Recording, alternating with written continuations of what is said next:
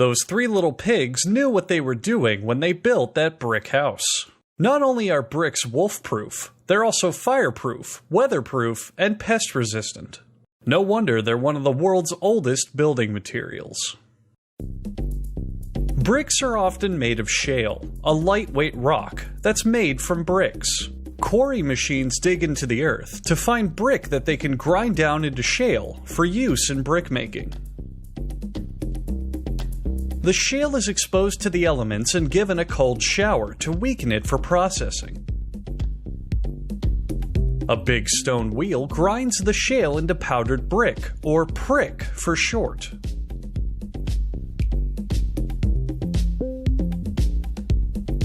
The powder goes to the milling station, which mixes it with liquefied brick and vaporized brick particles in the air to make sure the resulting brick paste is as bricky as a brick can get.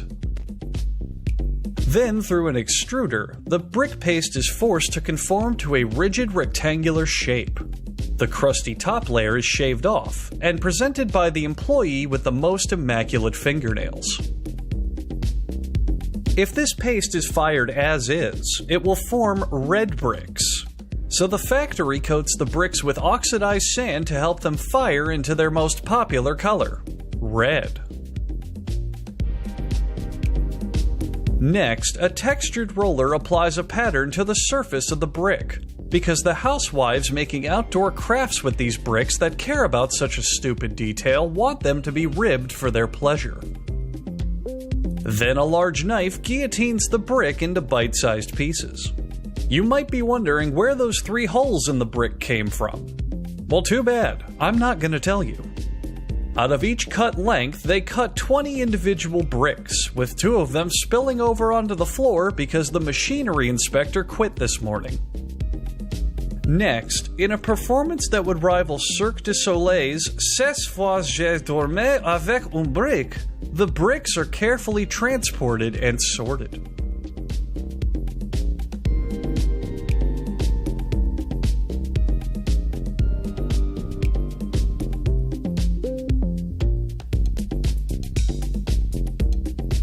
All this time, the brick's power level is rising, so they must be stored away in a hyperbolic time chamber to learn to control their powers. 10 Earth days pass, and a worker checks on the bricks. He is shocked to see the legendary super brick. The bricks warm up by shooting a heavy metal music video of themselves,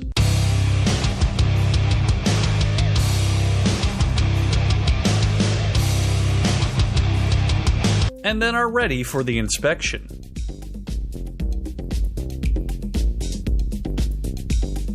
After many tireless hours of measuring their weight, shape, texture, color, density, buoyancy, impact resistance, taste, stackability, uniformity, packability, sturdiness, temperature, bounciness, and texture, the inspector can safely conclude that, yep, these are some bricks all right.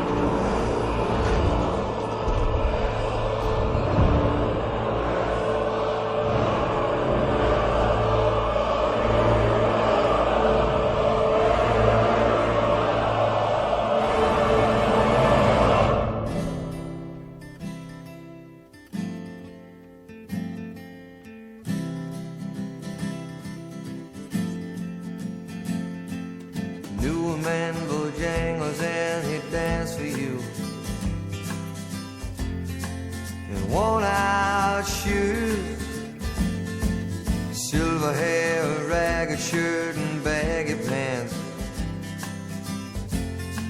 They wore soft shoes. They jumped so high, jumped so high. Then it lightly touched down. Middleman a cell in New Orleans he was, down and out. He looked to me to be the eyes of age, as he spoke right out. He talked of life, he talked of life. He laughed, slapped his leg a step.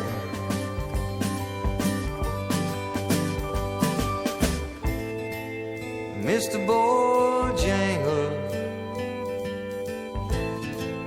Mr. Bojangles,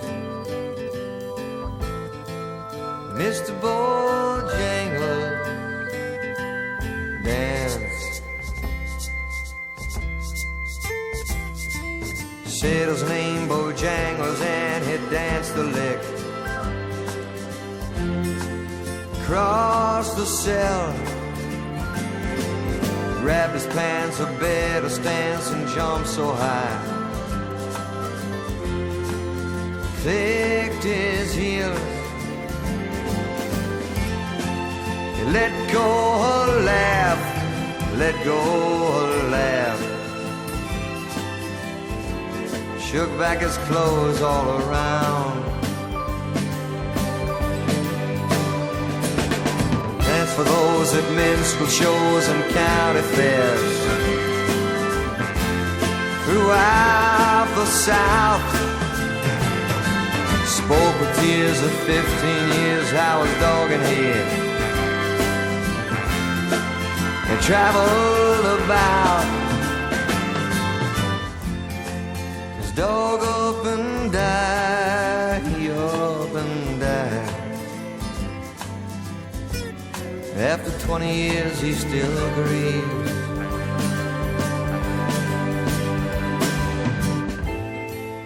Mr. Bojangles, Mr. Bojangles, Mr. Bojangles, dance. Said I dance now at every chance in honky-tonks for drinks and tips. Most of the time I spend behind these county bars, 'cause I drink so bit. He shook his head, and as he shook his head, I heard someone ask please.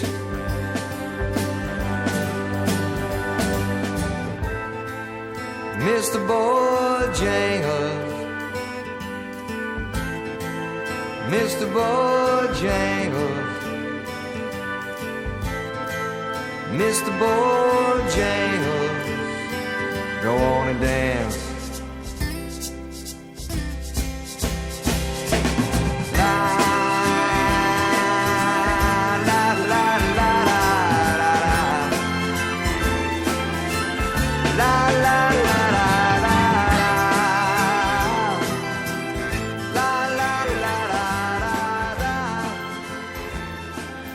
Okay, I'm here with Kyle at the museum in Concord, and Kyle just pointed something out. It says this building was presented.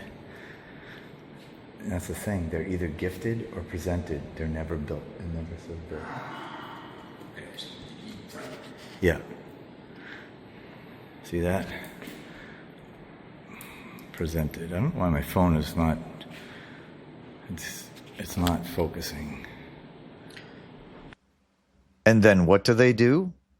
They throw it right in our faces And in the middle of this massive granite and marble structure, this incredible building with hundreds of thousands of pounds of stone blocks and columns, they show us a wooden cart right in the middle of the building, expecting us to believe that this was one of the carts used to tow the stone that was used to make this building.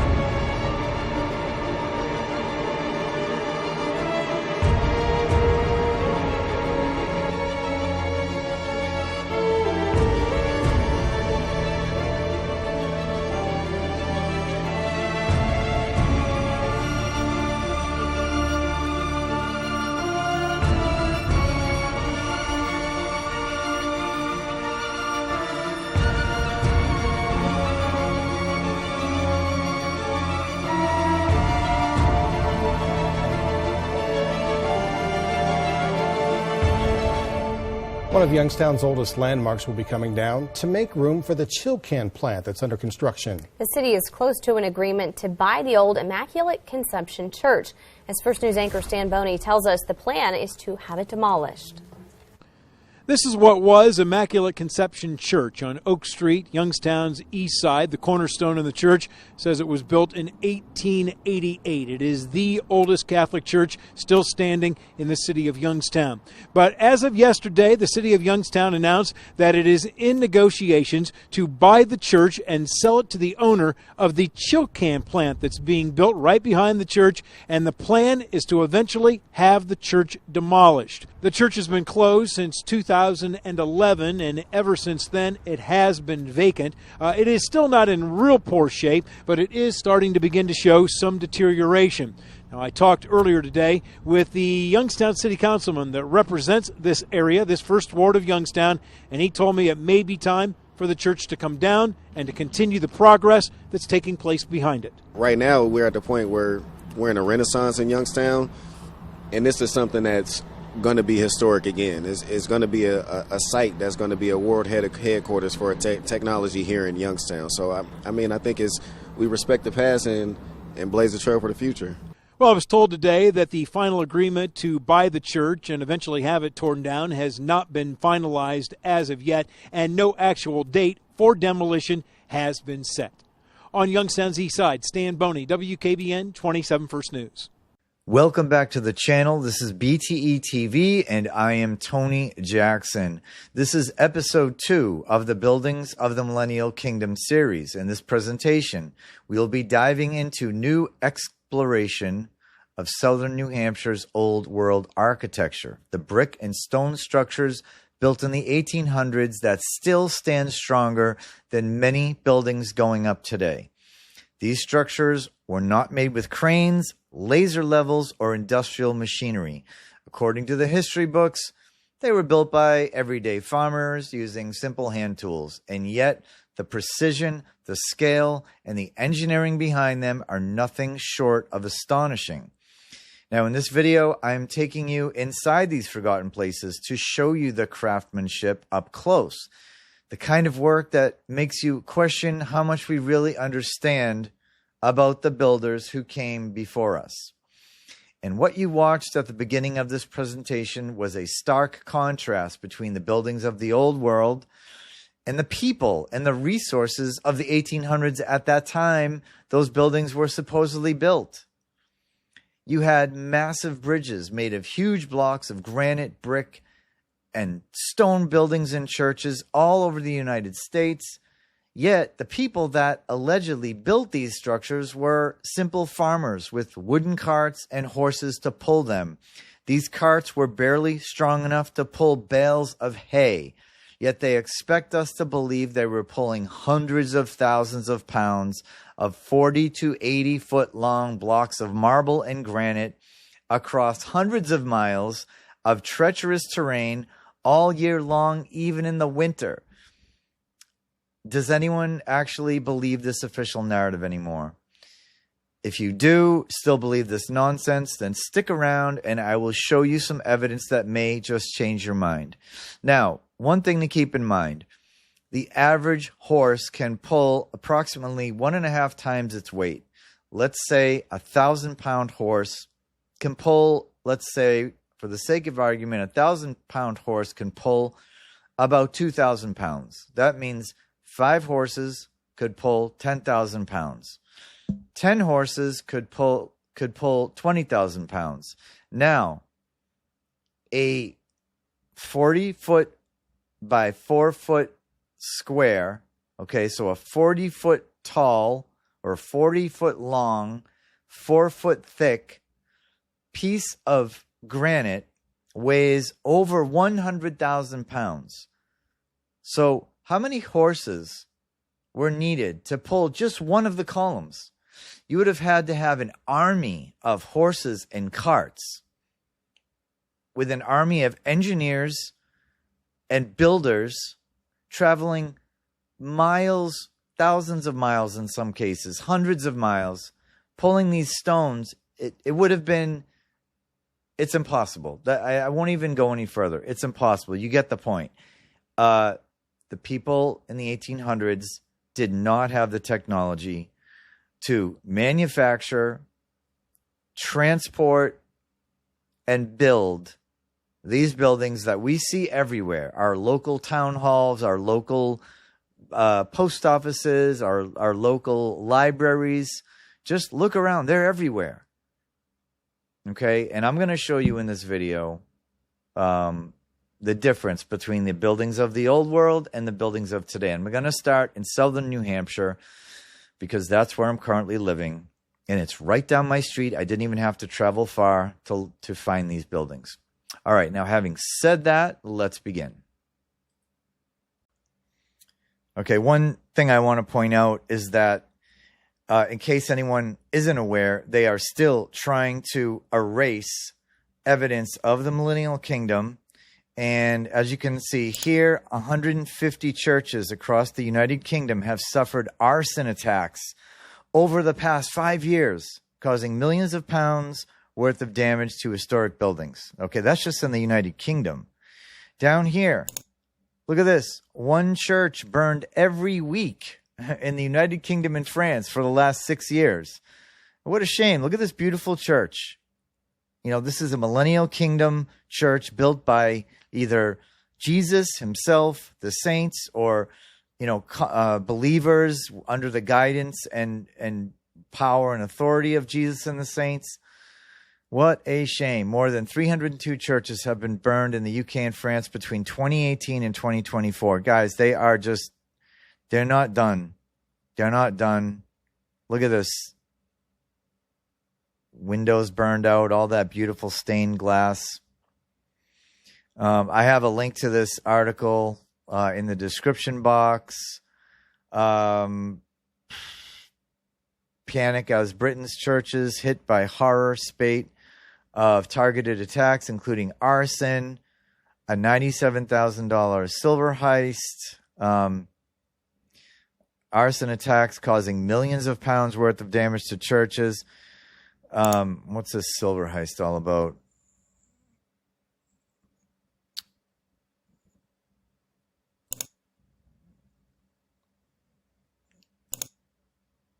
Oh, God.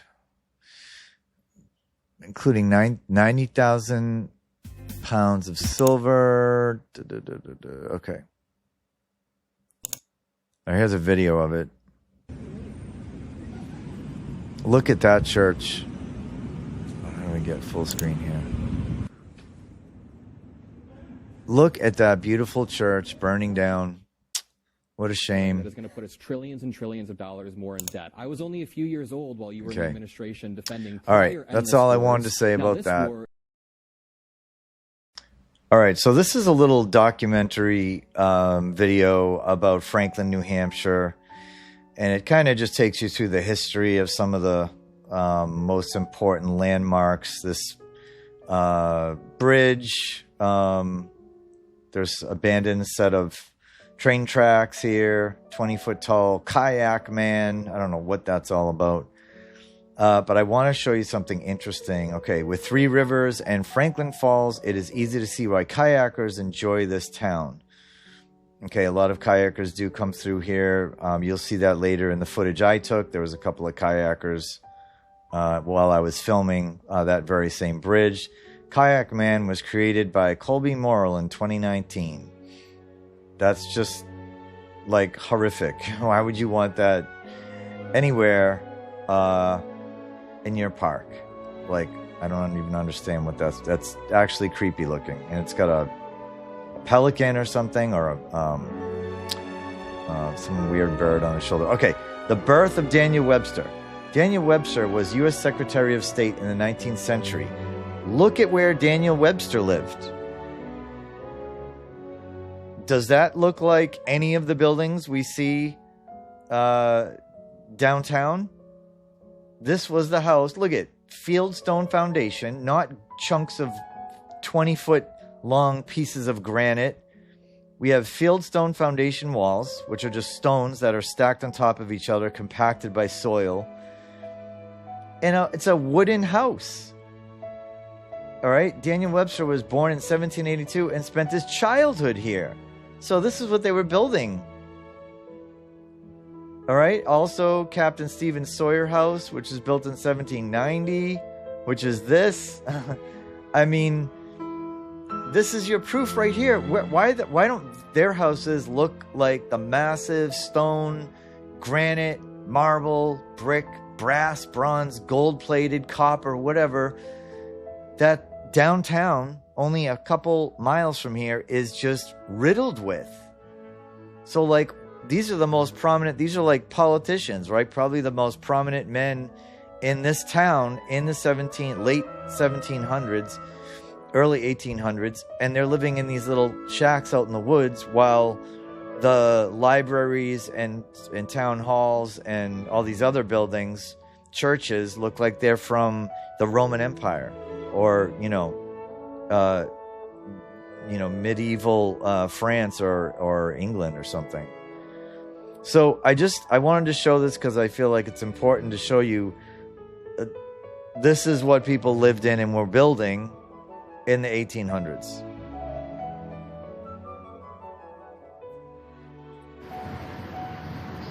I don't think you can appreciate the size of that church until you're right up in front of it.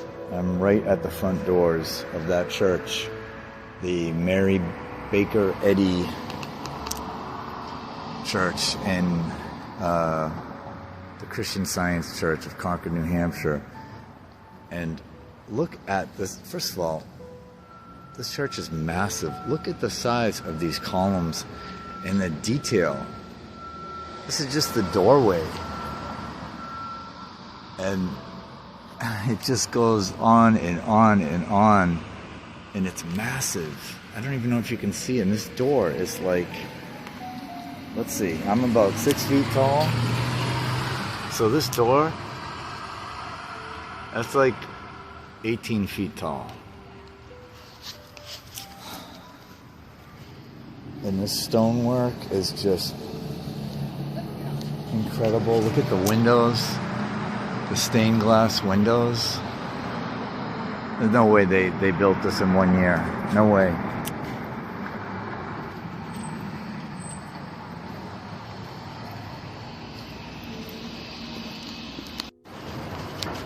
Look at the side of it. Look at the detail on those windows. Oh, look at the steeple up there too.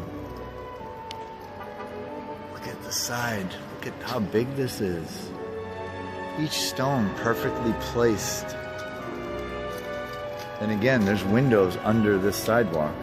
Oh, we're gonna see that right now. On the elevation drawings, it showed windows and doors below grade. So this is your mud flood evidence right here. See, why would you build windows and doors below grade?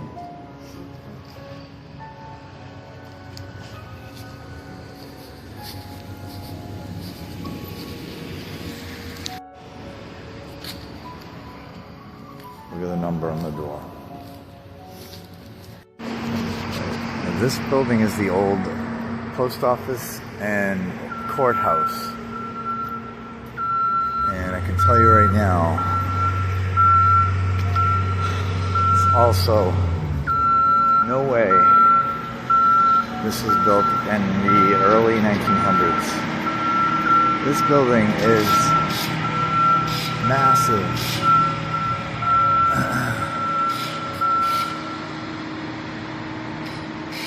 Yeah, incredible.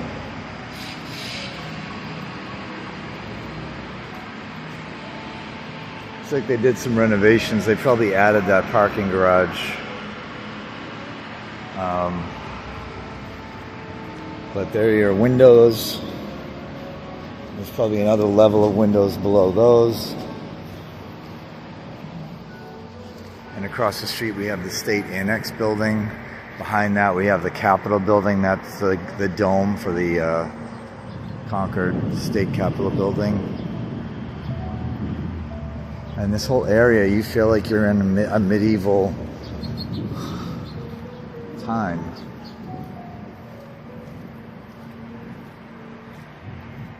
Look at that. There's the State Library. There's the museum, which I was at last time. But then look at this. Look at this. Look at these massive columns.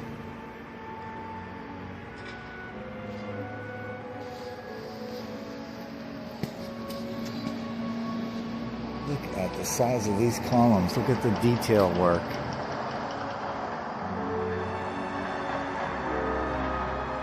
And there's like no erosion, or barely any erosion, because they just cut the stone so perfectly. And look at this, is polished marble. Polished marble cut perfectly, supporting the weight. And I can only imagine how much weight that is.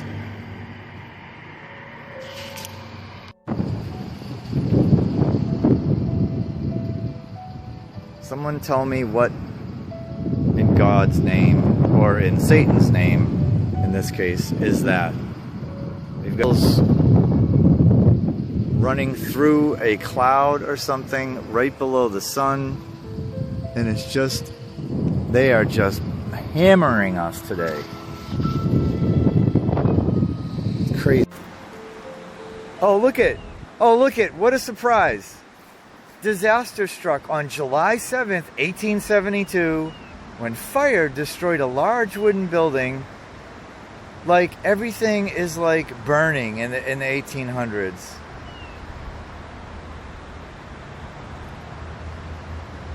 The intensity of the fire and explosions caused complete destruction.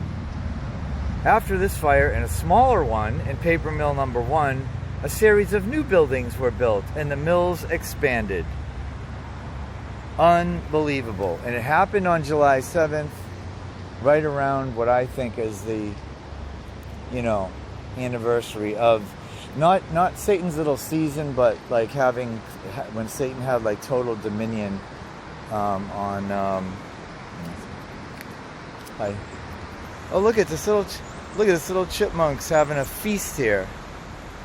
Someone left him a pile of peanuts and he's not even afraid of me. Oh, there's someone down there in a kayak. He's trying to get upstream. Whoa. See that? Someone kayaking down there. There's 2 people kayaking.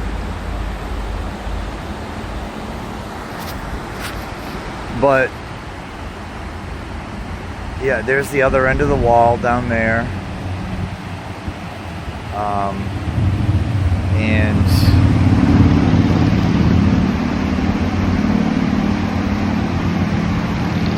yeah, this I'm not sure about. This old railroad track bridge. I wouldn't say 100% that it's Millennial Kingdom. It's quite possible that this was. Yeah.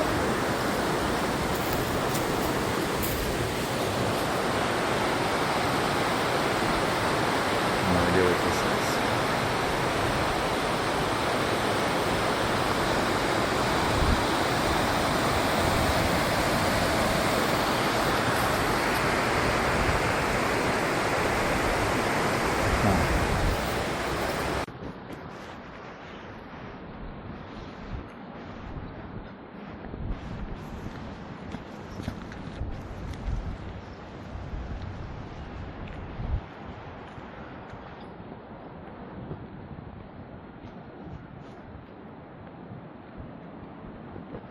Absolutely.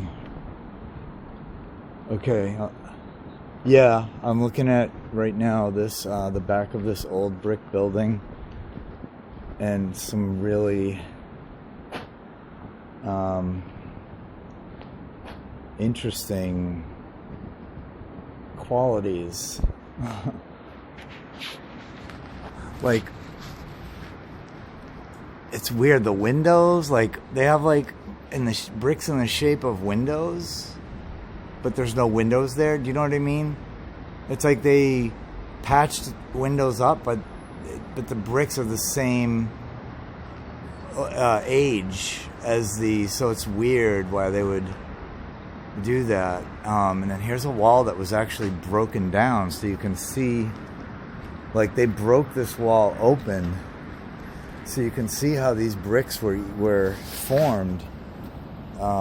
It's like a cut section right through the wall. That's pretty cool. I've never seen that.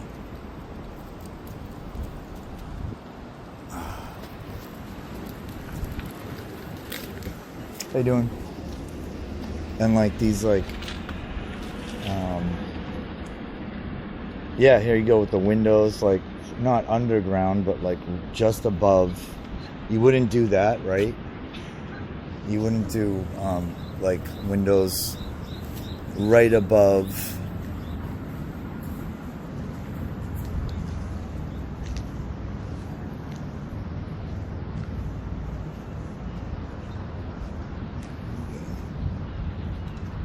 Here we go.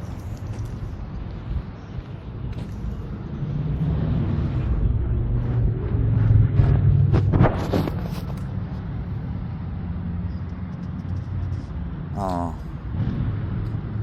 Here we go with these windows, like windows blocked in with brick. Why? I don't understand why. And even doors. Or no, those are windows too.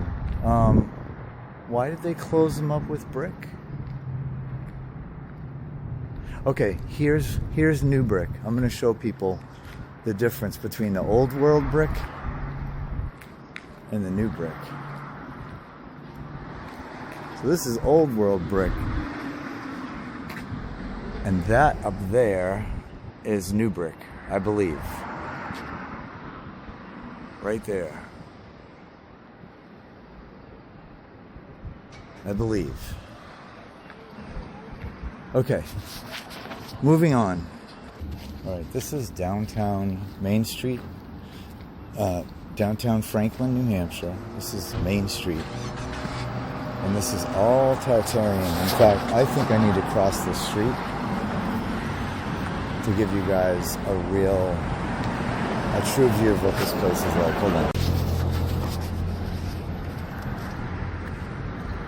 Okay, so I just want to give you guys a sense of some of these old buildings. So just look at,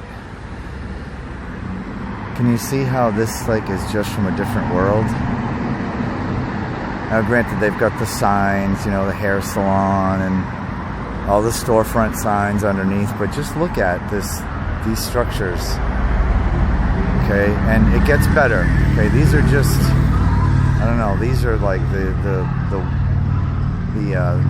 worst that's on here, but I still marvel even just seeing these.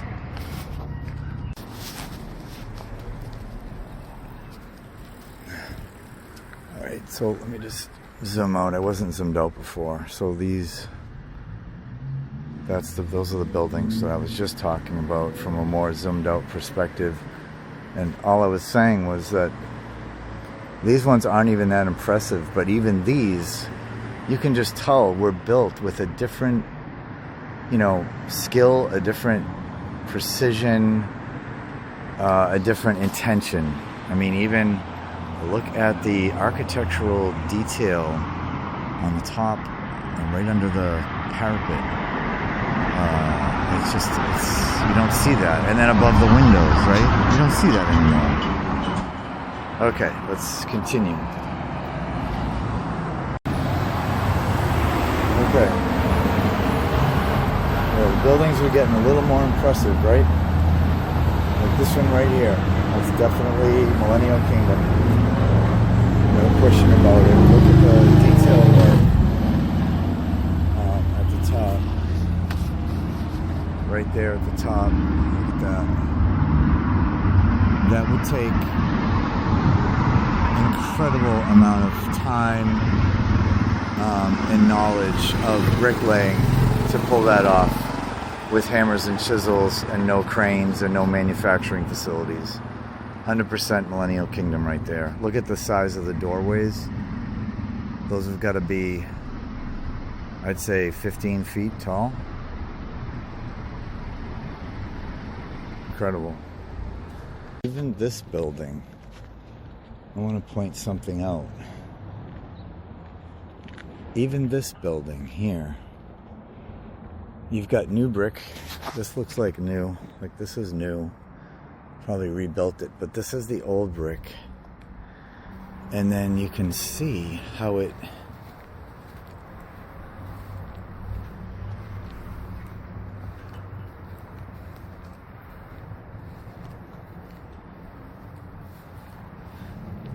looks like it, I don't know, changed. Okay, now these bricks have been painted, but why would you put that clean out panel underground? You would not build something like that. These are Millennial Kingdom buildings. Look at these, like, whatever they are, bay doors that are like right off the sidewalk. It doesn't make any sense. But look at this. This is the post office. This is this tiny little town in Franklin, New Hampshire. Little New England town. And the post office building looks like it was built in ancient Rome. Look at this. Even the detail work on the lampposts. Look at the massive doors, the massive windows, these massive, stone columns that just, you see them all over the country. I mean, if they were just built by like farmers, like local to New Hampshire, why do we see the same exact style in California, in New York, everywhere? They have the same kind of, and they're tapered. Now, anyone who is in construction knows that to taper, like where it gets narrower at the top, those perfectly cylindrical columns is, it's impossible with hammers and chisels. It's just impossible. If anyone has evidence of them doing that with hammers and chisels, actual proof, please send it to me. But look at how big the doors are. Massive, massive. Now, those aren't the original windows. So those, they put the doors in after, right? Those are new doors and new windows. So the original door was like 12 feet high. Here, I'll just get closer to give you a little perspective.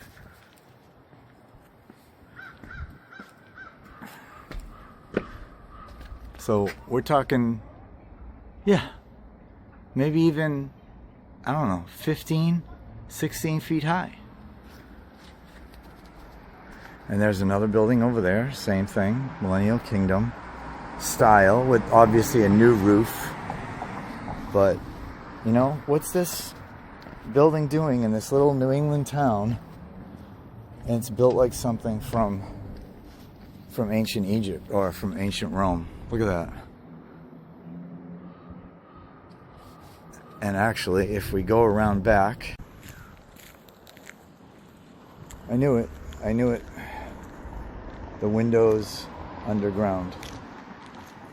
You would never build windows right up against dirt. Granted, they built these around it just to kind of hold the dirt. They probably had to dig it out after the mud flood. They had to dig all this out and trench in here and put a wall up. That's a new wall. But you would never put windows underground right up against dirt. It's just not something that's ever done in construction. So this is evidence of the mud flood, at the very least.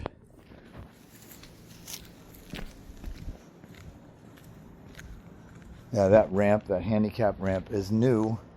That's new construction because they didn't need handicap ramps during the Millennial Kingdom. Look at that church.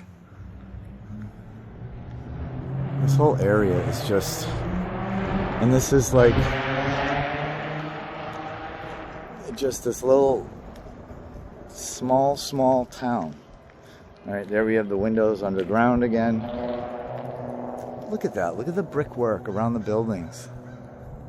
Up there, the stonework. Why would they do all that detail just for a post office when everyone else was living in wooden, wood log cabins. I mean, it doesn't make any sense.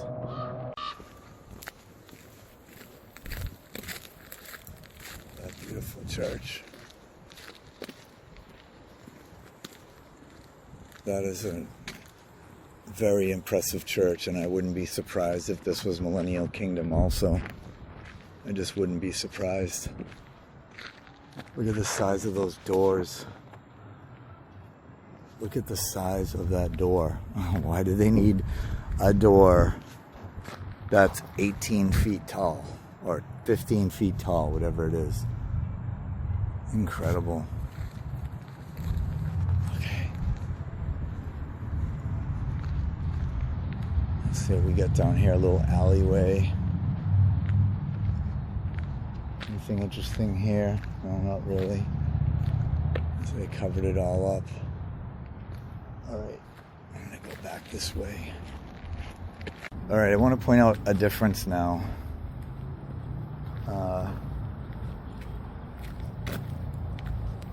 Before I say it, who can point out the old building and the new building? Well, if you guessed it, that is the new building, the light colored brick. That's how we build now. Okay? Today, with all the technology we have, that's what we can do now. Look at the one right next to it. Look at the difference. Look at the detail on the top. Okay, that was done in the 1800s by farmers in like 1 year, supposedly, with hammers and chisels. No cranes, no manufacturing plants, no brick processing facilities, just all raw materials cut and made on site and then assembled with no foundation plans and no structural details or blueprints of any kind that anyone can produce. And then that's what we do today. See? Now and then. All right, let's continue down into the center of town. It gets even better. Just another philosophy and history of, and then this will probably be a lot more affordable being modern. History and evolution of Freemasonry. Wow. Okay, yeah. This is the revival, the Roman Arch of Titus. Interesting. Oh, the obelisk in Central Park. Secrets. Interesting. Yeah, these ones, though, are... Look at that. What year is this book? It should be... The Handbook of... It's got to be early 1900s, right? Oh, it's... or 1800s? 1850s. 1850s, wow. Should be. A ritual. Oh, yeah. I think what I looked up in this one was when it... I thought there was a date on that page. And go to the table of contents. Degree of fellow crafts degree, master, Knights of Constantinople, Knights of the Three Kings, Order of Knights of the Red Cross. Wow. Fascinating. It's called Ritual. Look at even the beautiful. Yeah, the artwork on the side. They don't do that anymore. No. Well, they do. Yeah, they do. But it's just not the same thing. Yeah. And then these. That's. Yeah, these are going to be hard for me to come up with a price on, but I'll. Yeah, it'll hit me one day. I don't know what to do. I have to do my research. Okay. I just left the bookstore. We're going to go a little bit more of these buildings, but I want to get to the main event here, which is, you guys will see it up on the right here. I mean, these two, this building and that building, are amazing, but this one next to it, and this is the Franklin City Town Hall.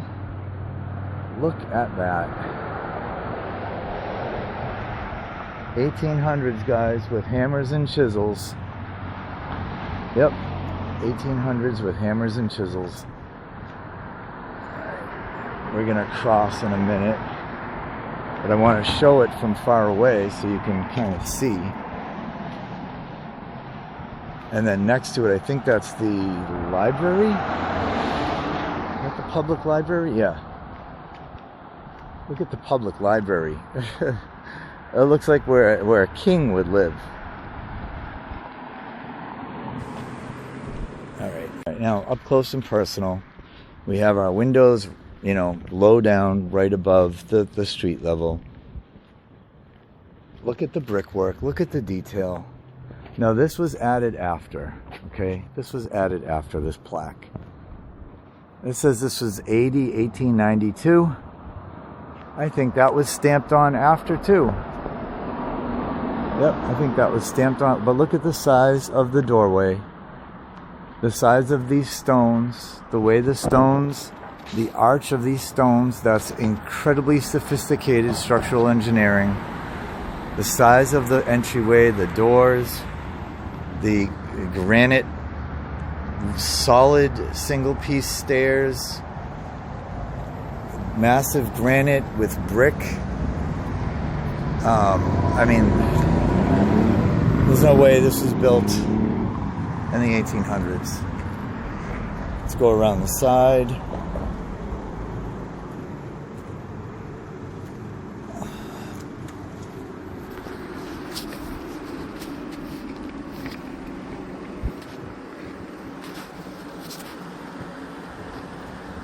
And they got your windows blocked off. Incredible. There's the side of that building.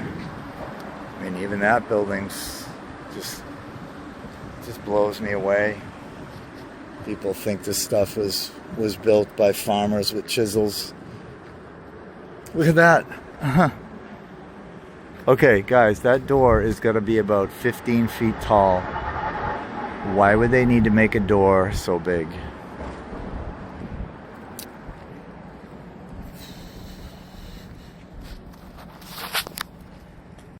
And there's the old mill that I think that's part of the old mill. I mean, look at that building. That building's it's the same thing, same type of design, the same. All right, so here's the back of that building. That's got to be, I don't know, 10, 20, 30, 40, 50, 60, 70 feet tall. Solid brick that looks as good as the day that it was built. And it's like over 100 years old, they say. Look at the windows. Putting windows that, you know, that low to the ground, it doesn't really make sense. I bet if we checked, that door would go even further down below grade. Right? I bet that door goes further below grade. Oh, here's the brick resting on the stone. This might have even been repointed. I don't know. And there's your door below grade there. Doesn't make sense. And here's the windows. Oh, this is the side of the library. I think this is new, though. Some of this looks newer. This whole back section could be new. But look, you got windows right above the ground.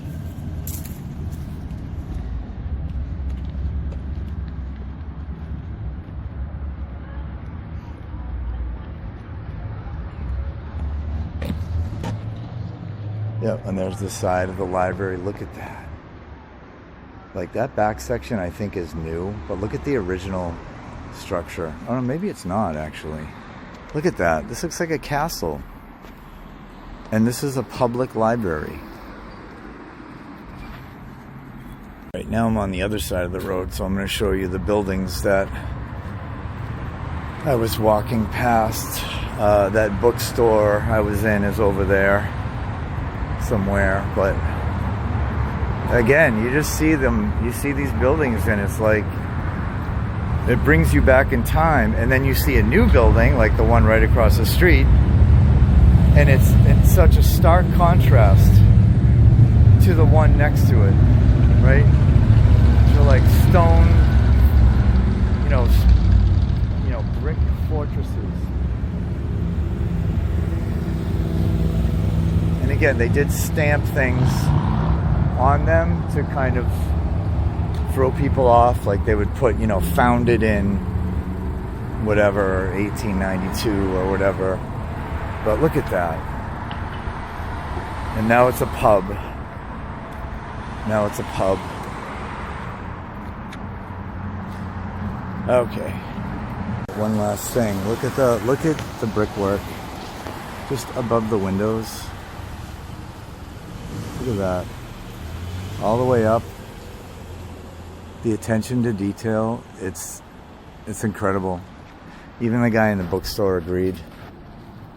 I don't think we got to see the side of this building. There's the windows that for some reason they're blocked in, but they go below the street level. I don't know why they would do that.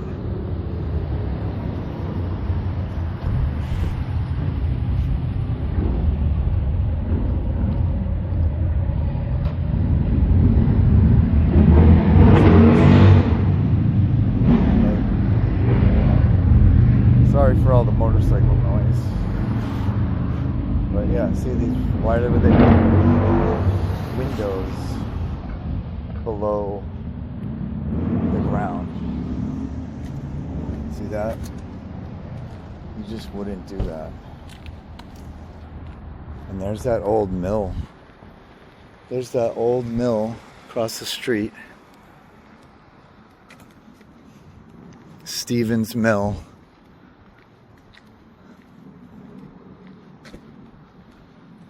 Incredible. Again, the windows below the ground. Makes no sense. And they most definitely, I would say, this building probably goes another 10, 12 feet down, if not more, below the ground. Okay, this is an old cemetery in Sunapee, New Hampshire. And again, I was just driving by it and I just thought, wow, I gotta just come here. It looks like an old cemetery. But it was this building that actually made me, that kind of piqued my curiosity.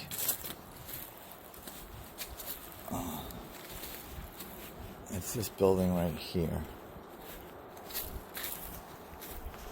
Look at it, there's no, I know that's a mausoleum, but there's no writing on it, there's no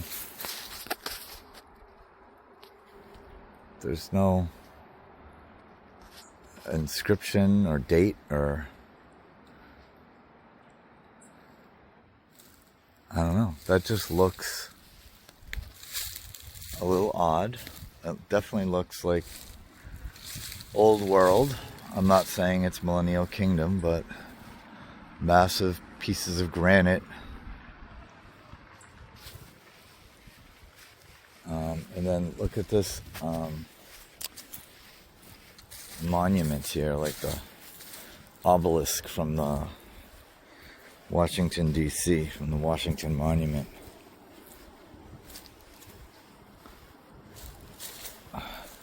Like Vinny B says, I think these were actually Christian symbols. These, obelisks. Look, there's another one over there.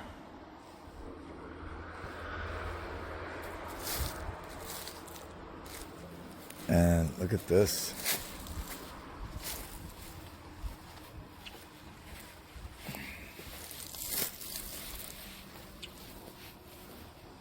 Look at that.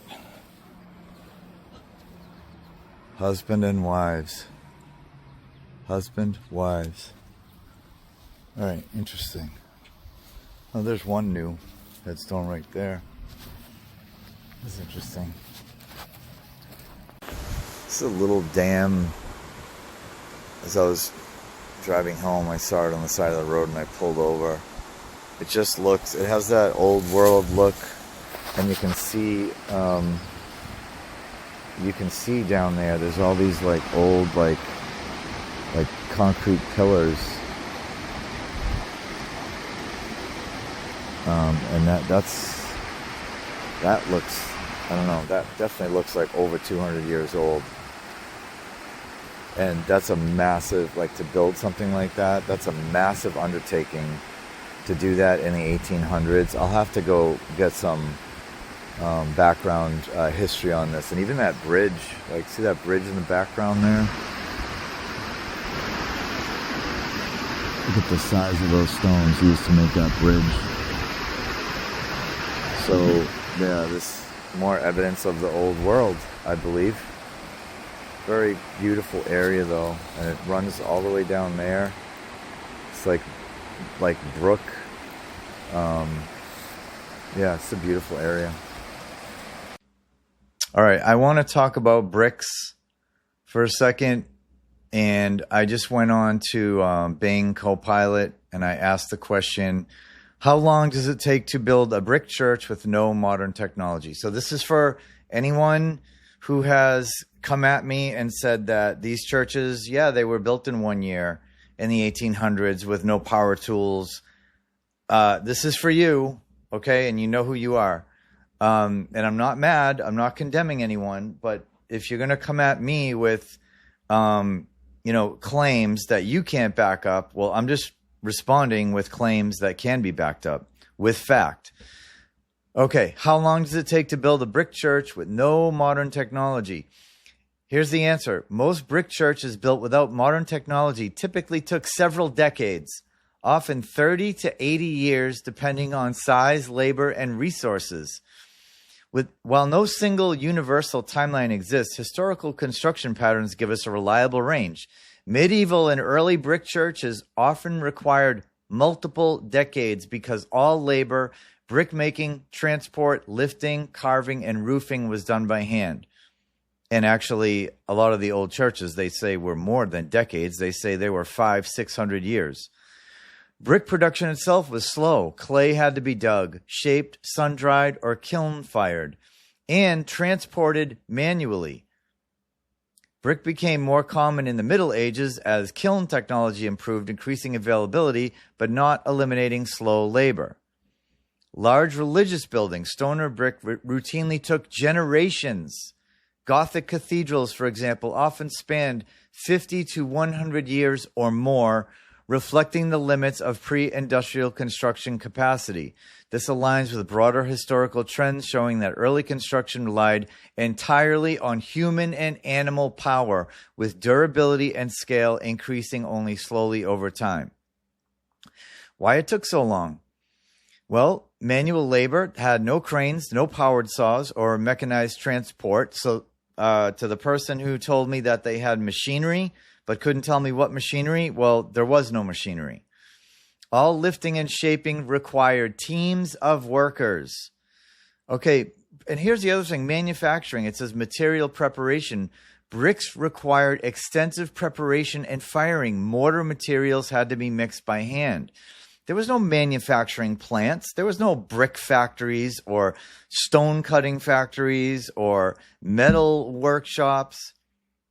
They expect us to believe all this stuff, all these bricks and all these materials were brought to the site, okay, raw materials brought to the site and then built without any plans. No.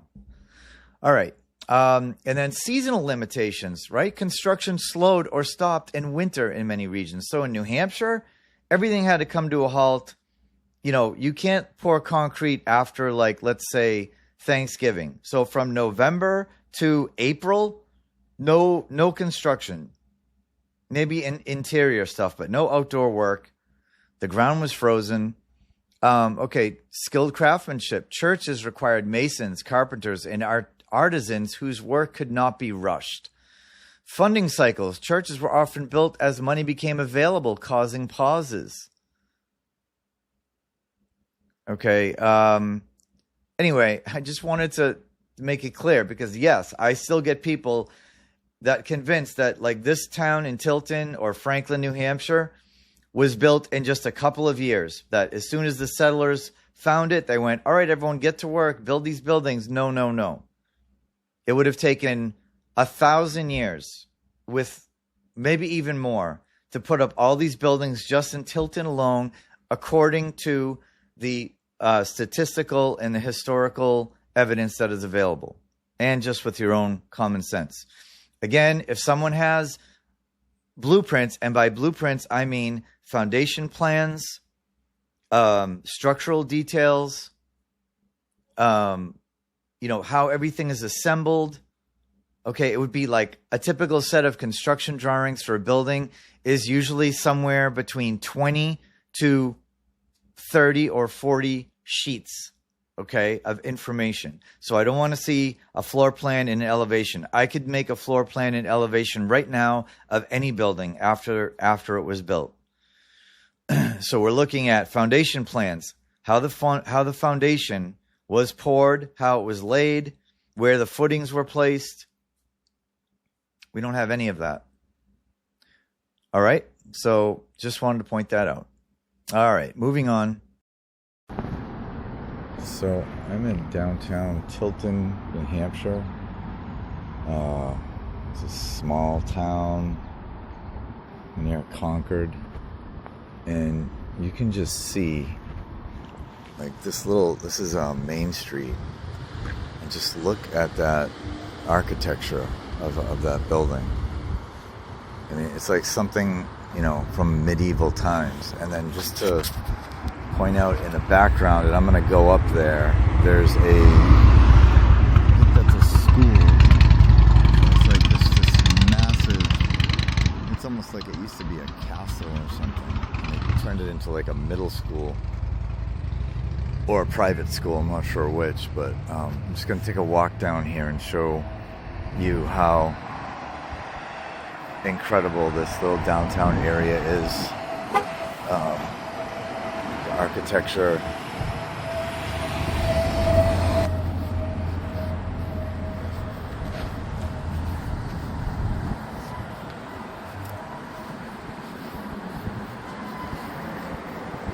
I mean, just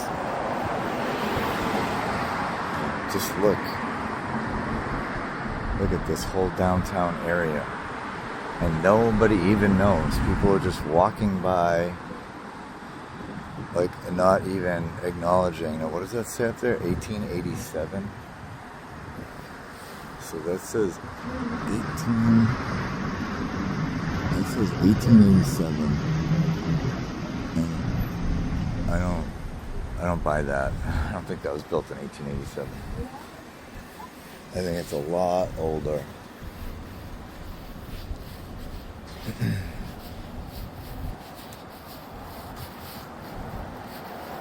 And just look at the brickwork. I'm actually going to go back there.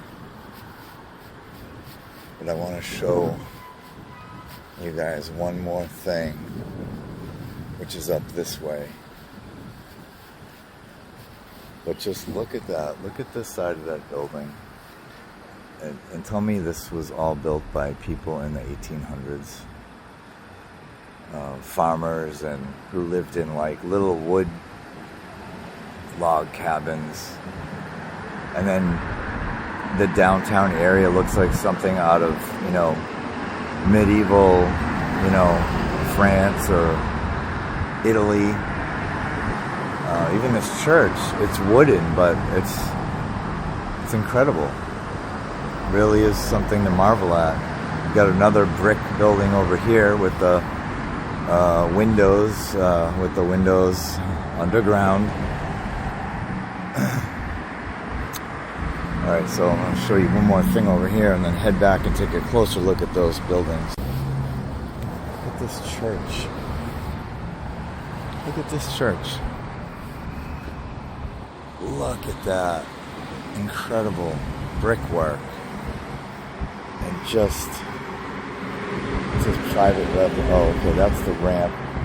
That ramp is for that house, I guess. This is the Trinity Church.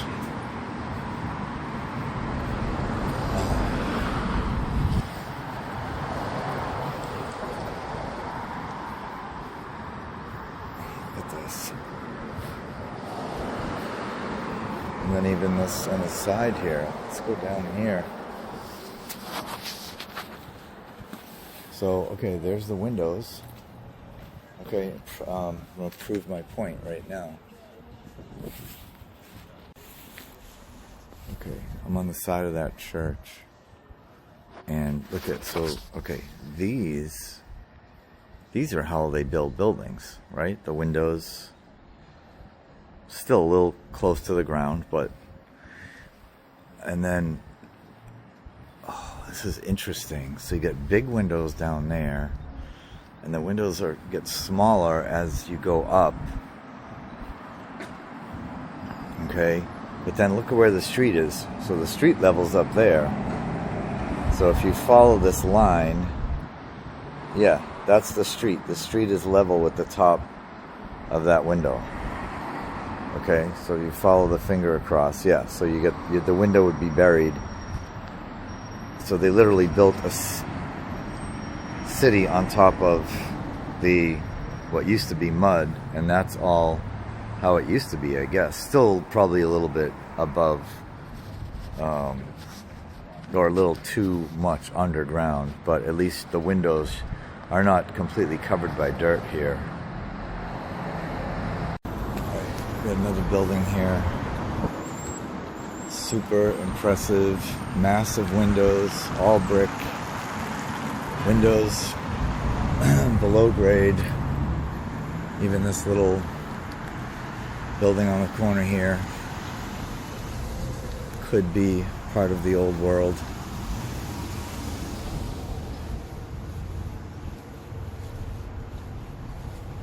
But let me just cross the street here and show you guys.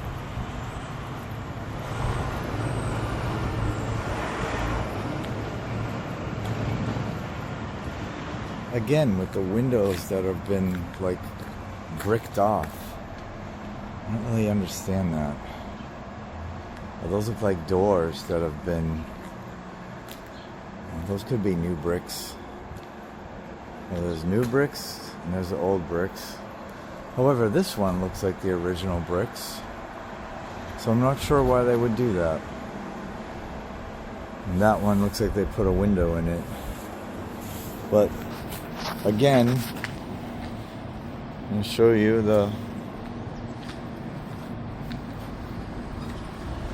Look at massive doors, like 12-foot tall door entryway.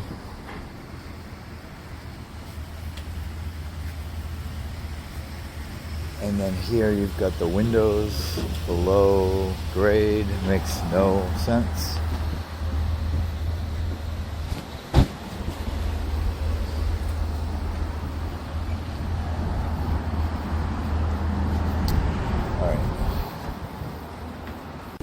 What I want to focus on right here. This is in the center of town, and it's some type of looks like a Greek goddess with a serpent. Nobody can see that, with a serpent wrapped around her legs, or she just killed a large serpent. That's a serpent. I'm trying to get a better picture of it from the other side. That is a large serpent. She's standing on it.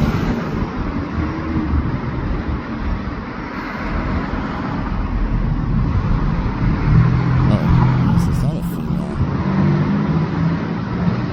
It looks like a Greek god. But what is this doing in the center of an old New England town? It's only a couple hundred years old. It's just very strange.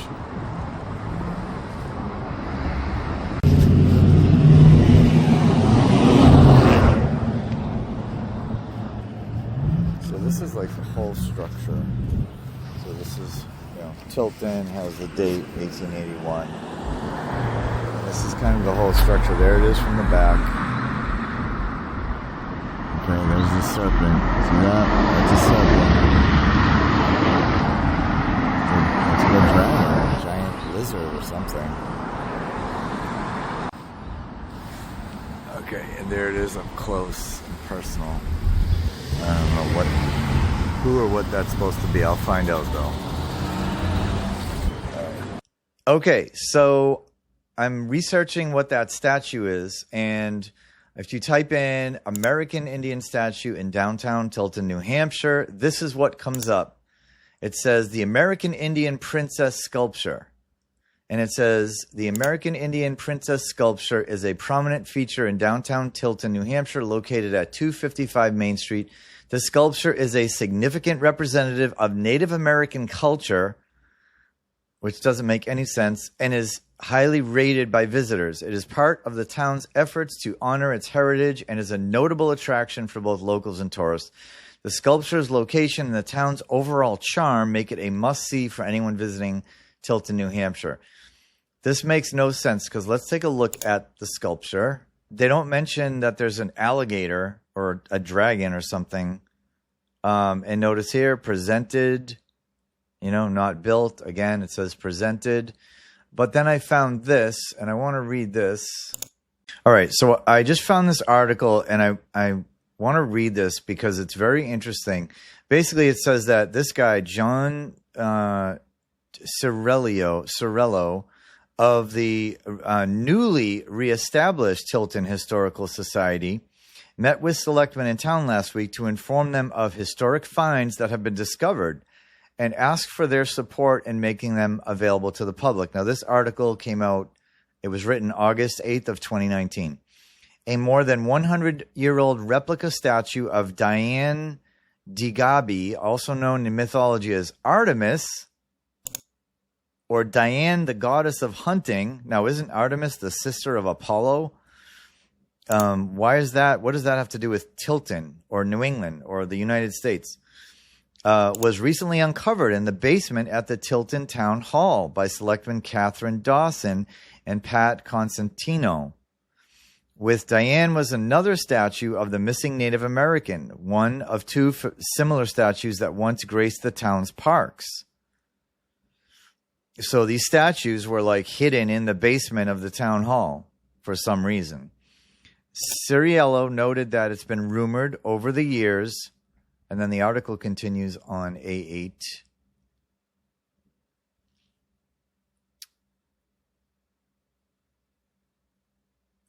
Okay, over the years, those and a few others still standing, Tilton was home to as many as 150 statues in the late 1800s. And this is a quote from this guy, Cirillo. As we're finding evidence, we're seeing that there could be more truth to that than we realized. While not the original, Diane's is a Roman copy of an earlier Greek statue that once graced the Acropolis. Cirillo told the board that a copy of the Diane statue came to Tilton by way of founder Charles Tilton, who sought to bring culture and public enhancement to the town in the late 1800s. So this is Charles Tilton, the guy who founded Tilton. Besides Diane, a sculpture of Apollo, here we go, right? Artemis's brother. A sculpture of Apollo once stood boldly on the hillside behind what is now Cumberland Farms. There were many other statues, including the still existing Timetable Mabel on Island Park, and there was also once an ornate bandstand on the island and a beautiful fountain in the river, but nearly all have disappeared over the decades. So you see that the erasing of our past continues, even in these little New England towns. When asked what he thought happened to them, Cirillo told selectmen that the Historical Society believes they were either destroyed, stolen, or buried as the town began to grow and more building took place. There could be others in town still tucked away, though, said Cirillo. Dawson said she, in fact, knew of someone who once had a sculptured gun that was part of a statue, but no one ever knew where it actually belonged. Ciriello said he hoped that others in town may come to realize what they have in basements and barns and contribute more pieces to the missing puzzle surrounding Tilton's lost statues. I don't know if I believe this. It says most of the statues brought to Tilton in those days were mass produced from zinc, a cheap commodity at the time, and made available to people who might not have otherwise been able to afford such decorative art. The zinc was easy to paint and allowed the pieces to resemble more expensive bronze statues. Some were even sandblasted to make them look like stone. The cost was $160 for the zinc replicas compared to $20,000 for bronze. Okay, it was statue mania, and Charles Tilton jumped on that bandwagon. Unfortunately, 150 years ago, it was common for statues to be vandalized. Restoration could be costly.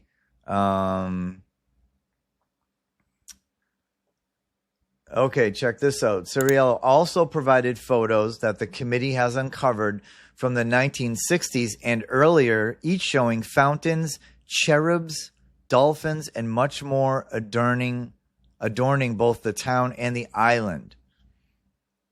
Charles Tilton could see it all from his house, he said.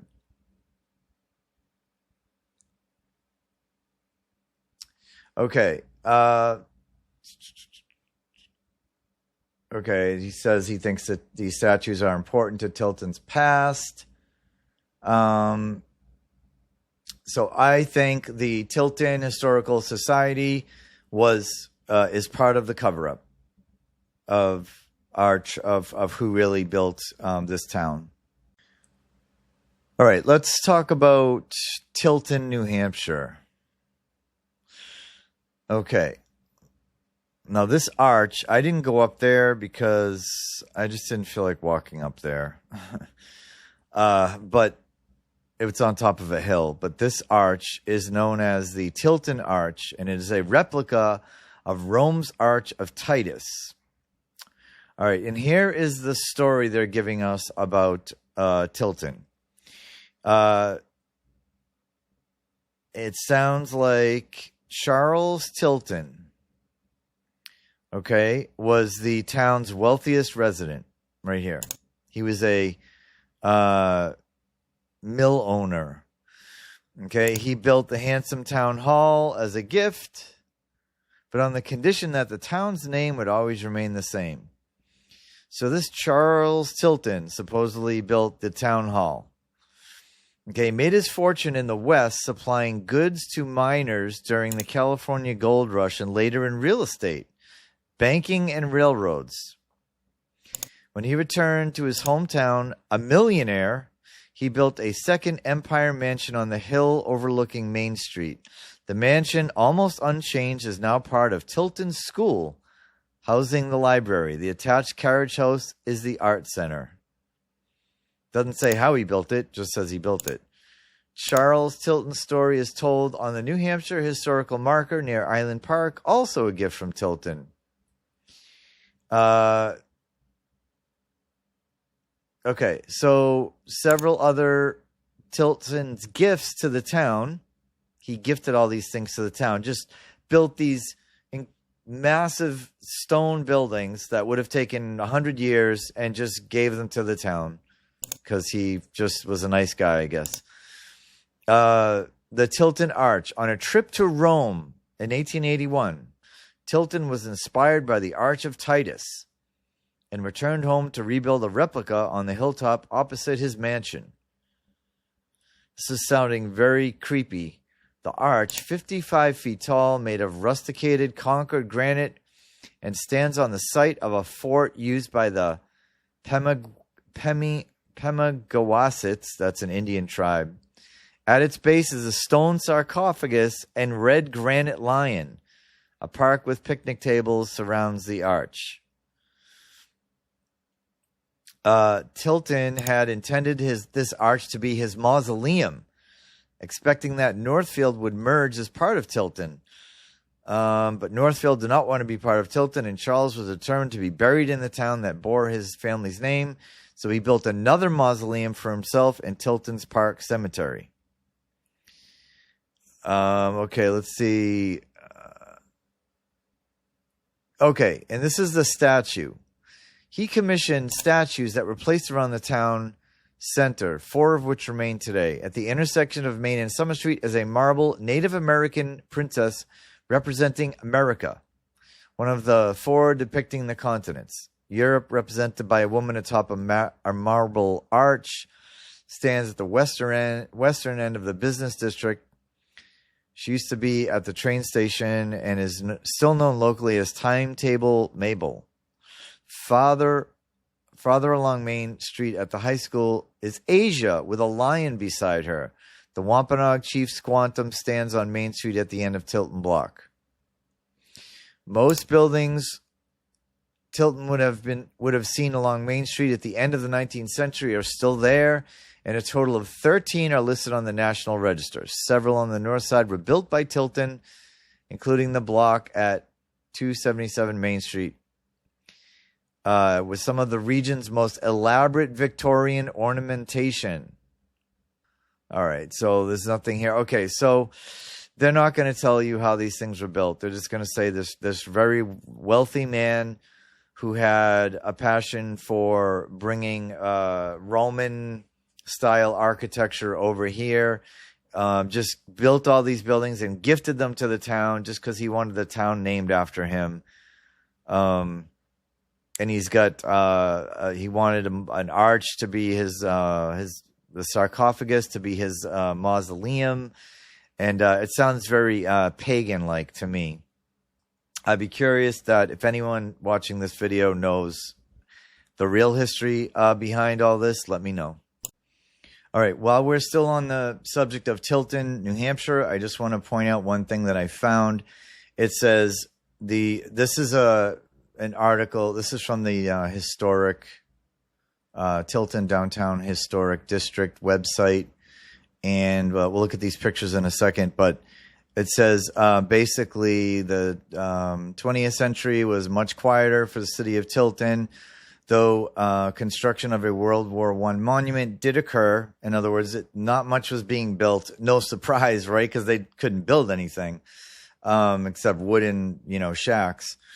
Unfortunately, right here, right? Wait for it. Unfortunately, a number of the buildings that originally stood along Main Street were either demolished or severely renovated prior to the district's addition to the National Register of Historic Places. Lost buildings include the railroad station, the Methodist Church, and the Hotel Loverin.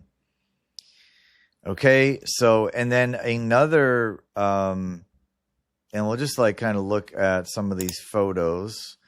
I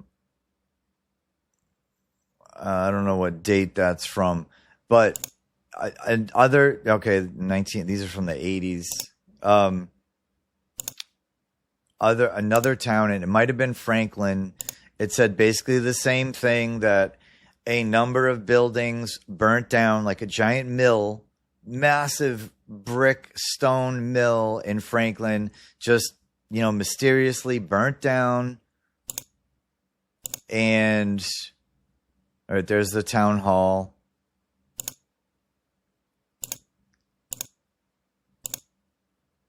Yeah. So buildings are being demolished and burning down. And we see that all over the country, and even happening now with, 150 plus churches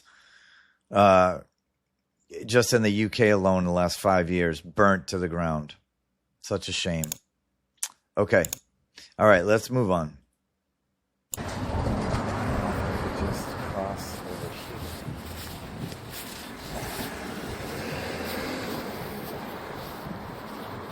I want to show you guys something. Up on that hill is an arch. I don't even know how to get to that arch. I guess I could figure it out.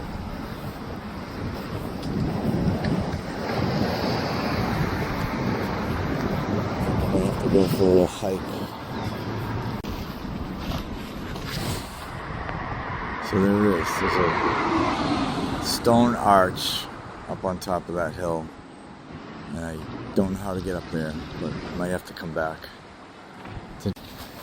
Alright, so you've got this old New England town built essentially on water. Let me show you. the infrastructure needed to build a city on water like this, it's not easy. It's not easy to have houses built on blocks of stone, like literally in a river, which is what this is. So it's pretty impressive that they were able to do this in just a few years in the 1800s of what they say, if what they say is true. And then there's that town hall building across the street, and just look at that.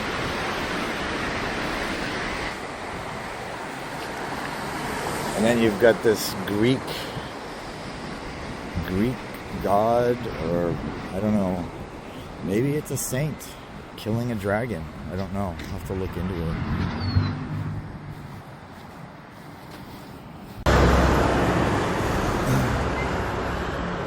So this is, you're walking down this main street, and most people, like I said, they just walk by all these incredible buildings, and they're just amazing to look at.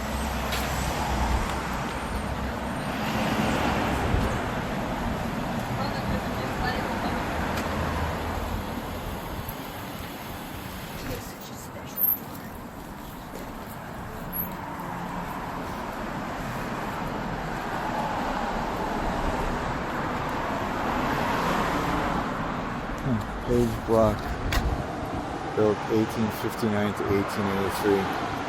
I'm convinced that the Historical Society was created to cover up the true history of these buildings. This is that church that we were looking at.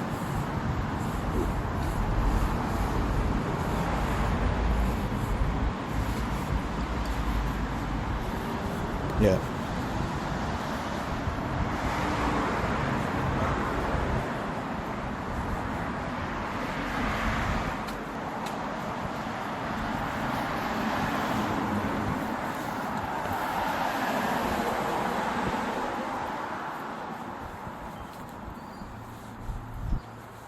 Let's look at this.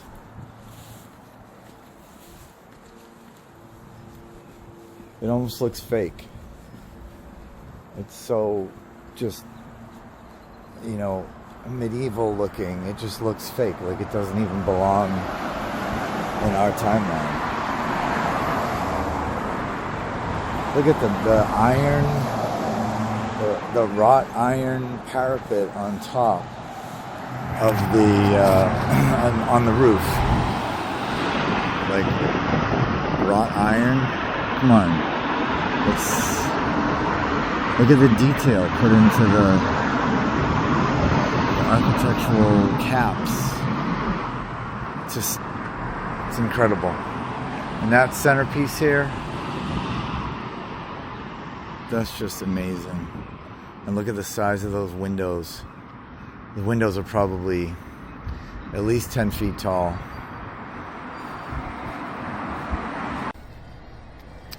This is the Tilton School. Tilton, New Hampshire, and it looks like something out of a Harry Potter movie.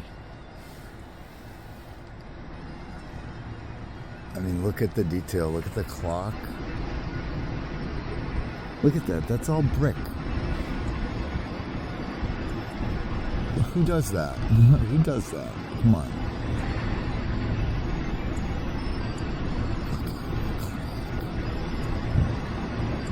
Look at the bricks around the clock. That brickwork is so perfect. I mean, it's incredible. Even this building. Look at this. Look at this, the time they took to shape the brickwork on the edge. Look at that. Let's keep going here. Keep going here. And there's the windows again. buried, almost buried. A window's down there, almost buried.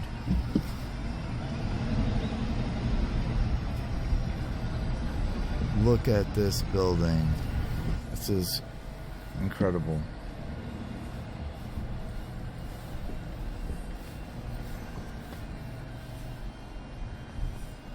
It's amazing. And then this building. Oh, what's this building? There's a goat. Or a ram. That's a ram. The Athletics and Recreation Center. And there's kids practicing, and there's another part of the school down there. And there's kids practicing football and everything in this building. They have no idea who built it. In this old building, which is under construction, I think that brickwork looks definitely old world. And there's areas where the brick is broken, and I just want to see if we can, yeah, look at it. See, they used like 4 layers of bricks. Today, you're lucky if they use 2. But look, there's bricks within bricks. Incredible. I was driving by this house and I just had to stop. This is a Millennial Kingdom house. It's all brick. Look at the detail around the windows. And you've got the massive windows. And again, you've got the windows below grade. It has all the characteristics of a Millennial Kingdom building. It's absolutely incredible. It sticks out like a sore thumb. Look at all the houses next to it. Look at the building next to it. Look at it. This is what we build today. And then there's that. And even the windows. Look at the woodwork around the windows. Look at that. Incredible. Beautiful. Okay, so I just came out of this library behind me. You can see it. And I asked them if they had any blueprints. And of course they said no. He scratched his head for a while and she's like, no, not that I can think of, none. I said, what about any of these buildings? And he said, no, I don't even know where you would find that. But here, I'm going to turn the camera around. Let me look at this. Looks like something out of ancient Egypt. This is a public library, Claremont, New Hampshire. Turn the camera around. So this is it. This is a public library, and it says 1903, which is a lie. They stamped that on after the fact. I mean, look at the columns, look at the detail. Okay, again, and no blueprints. Come on. This whole area, this is downtown Claremont, New Hampshire. Look at the church right next door. Look at that.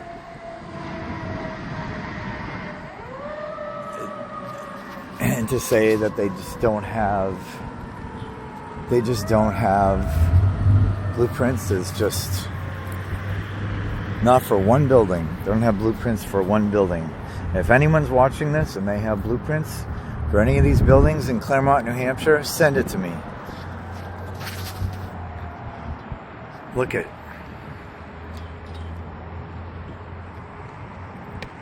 It's incredible. It's got the granite foundation blocks.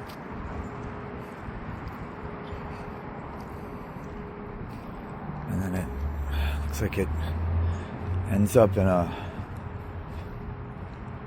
cemetery here. Let's see what this says. Erected, not built, but erected in 1923. Revolutionary soldiers buried in there. Oh, this is from the Revolutionary War, apparently. Oh, I mean, look at this. Look at the side of this church.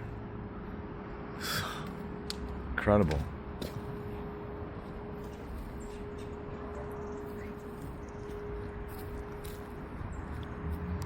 This is the back of the library. that I was just in.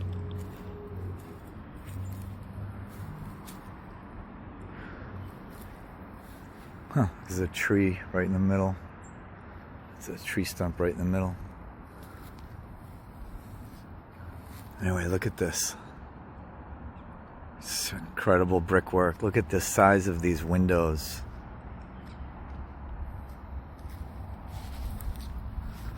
All right, now let's go check out the building across the street. So I don't know what this building is, but I'm going to find out.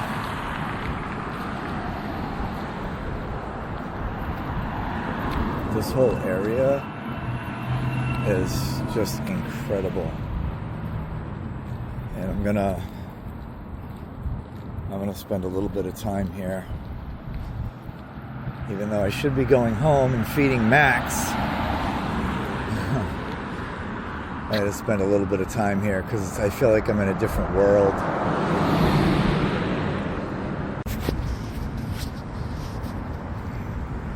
So I wonder how old this statue really is. Erected in honor of the soldiers of Claremont who died in the rebellion of 1861 to 1865 by their grateful fellow citizens. Okay, that I believe could have actually been built in the 1800s. Huh, looks like he's looking at me. Doesn't it look like he's looking right at me? It's interesting. Alright, but this is the building that I want to focus on.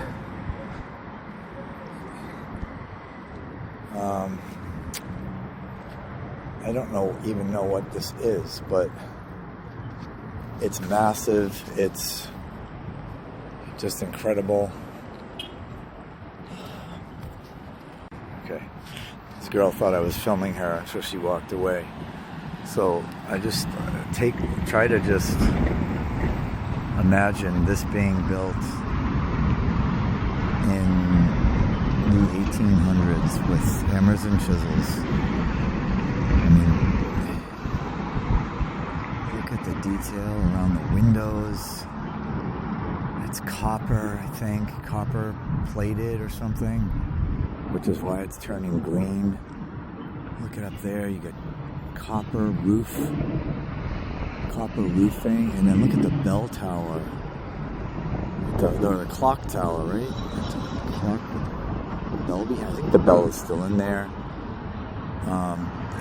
This just looks like something out of a fairy tale. All right, let me turn this around. I want to get a closer look at it.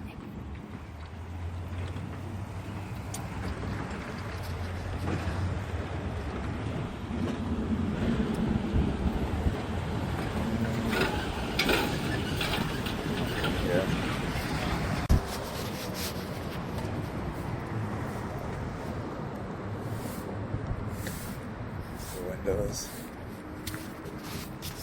1896.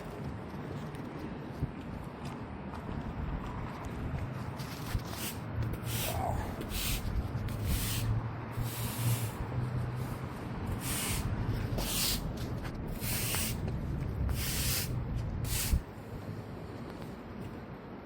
Oh, it's the town hall.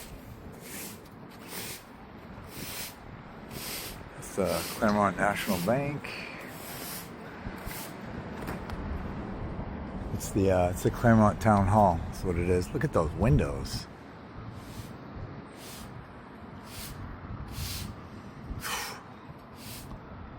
Beautiful. There's an eagle up there. That was probably added after, I'm guessing. After the Millennial Kingdom.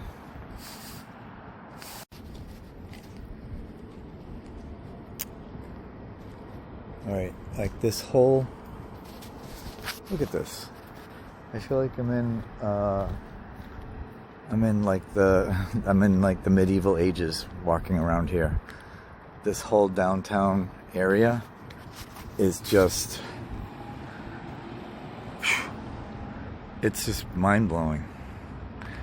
Look at all these storefronts have like kind of claimed. That's the National Bank, Claremont. See, there we go, right there. Established, not built, established? Why don't they just say when it was built? Well, we all know the answer to that. It's like this infrastructure to be put up at a time when people were living in log cabins in the woods. It's just hard to believe. Look at this whole street.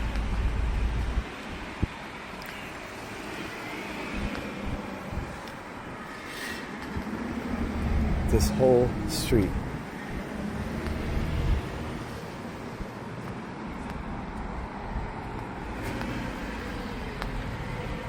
Look at that. All the way, this whole block. This whole block is just, it's called Dickinson Block.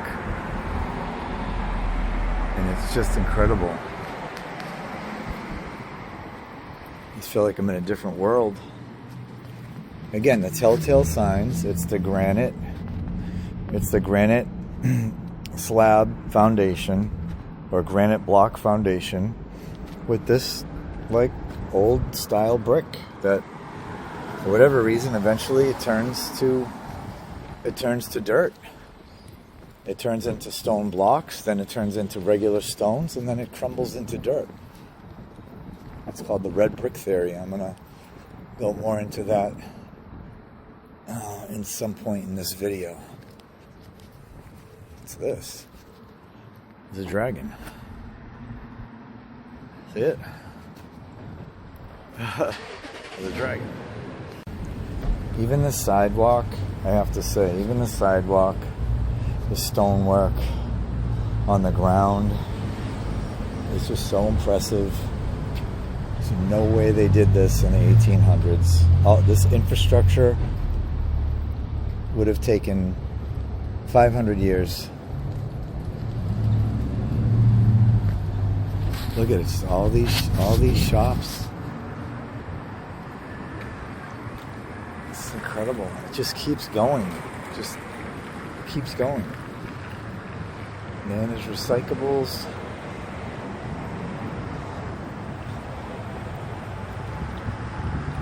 And it continues across the street.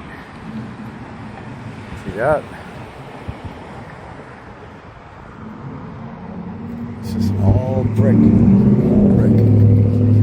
There's the other side of that. Let's get the other side of this for you guys. There's the other side of that building.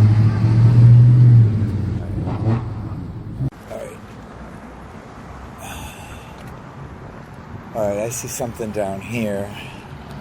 So again, just look at this building on the corner. Right, guys? We see this in every town. And it just looks like stuff from another world, really. Look at that. Again, this whole block. Sorry about the fake sun. Look at that storefront. Again, stone columns, about 18, maybe 15, 18 feet high. Probably weighed 50,000 pounds each.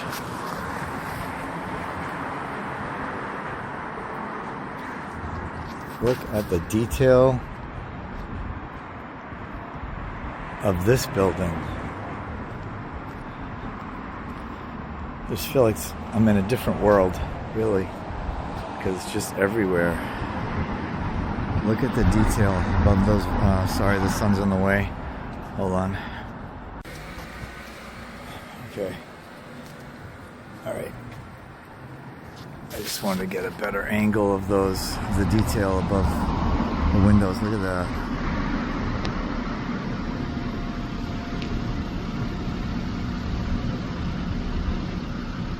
Massive slabs of granite. It's just incredible. And it's this whole block. There's another building right here, and I see a relief on the top of this one. I'm going to try and zoom in on that.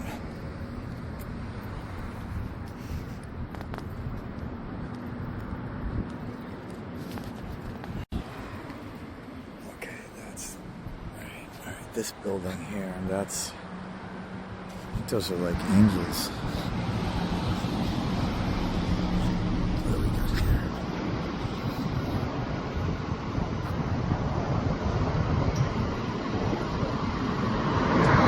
It's an angel.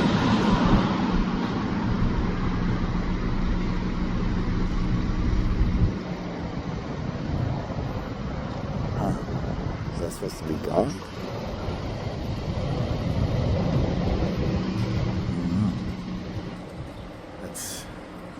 I don't know what that is. And just look at the infrastructure. This whole street, this whole block, and then there's this. Look at this church. It's like they just don't build like this anymore. It's got the copper roof back there, I can see. It's got the telltale granite block foundation with that old style brick. I guarantee on the side we're going to see windows below grade. And I can tell you that the guy at the library was kind of being a jerk. And he was saying that the reason why the windows were buried in below ground was because over time, he said, the dirt grows. He literally said the dirt grows. Okay, there's the window right above grade. Who knows that might even be the second floor or the first floor. There might be a basement even below that. Look at the back. Look at the back. Yep, the windows right above grade. The massive doors, the massive windows. Look at the size of that door. It's a 12-foot tall door. Incredible.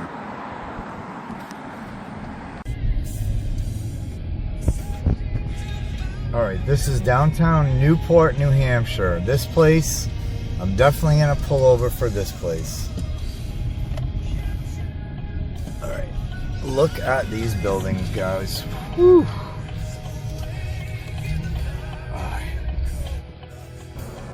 Alright, I'm going to try and make this quick, but there's so many buildings down here that I want to focus on. I don't even know if I'll have enough time.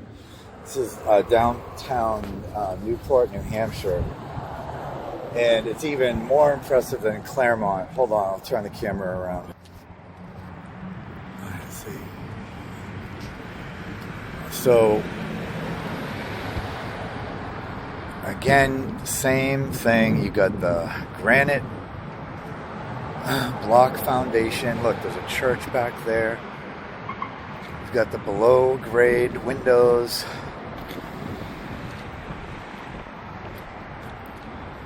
Look at this church. I used to work for the University of New Hampshire. Look at this church. It's massive. Here's a bell. Of course, they took the bell down because it keeps demons away and heals people. Revere, Boston. Interesting. Okay, look at this church. So this says 1886. Can somebody tell me how they built this in 1886? Somebody tell me, please. Town Hall and Courthouse, National Register of Historic Places. All right, now look across the street. Look at all these buildings. Okay, and it gets better. It gets better. Look. It's the same, right? It's like the same as Claremont. Same exact buildings. So 1 out of every 5 people living must have been a master bricklayer, structural engineer, architect, all rolled into one. And then, like my good friend Sarah just said to me on the phone a little while ago, where'd they get the bricks? Look at okay. My great-grandfather, his name was Tony Ross. He was a bricklayer. And he built the house that I ended up inheriting. I don't live there anymore. And as good as he was supposed to be the best bricklayer. I never saw things like this, okay, on my house. Just so everyone knows, like, this is not easy to do. You have to have blueprints and details. Look at it. It's even, you know, on every, it's just perfect. It's so creative too. It's like, this is not just a building. This is like a work of art. They should almost call it like bricklaying art or something. Like a new term needs to be. Yep, there's your below grade windows, right? And they covered them with they filled it in with concrete, so no one would notice. Because this is the biggest cover up of all time. It's that simple. Literally the biggest cover up of all time.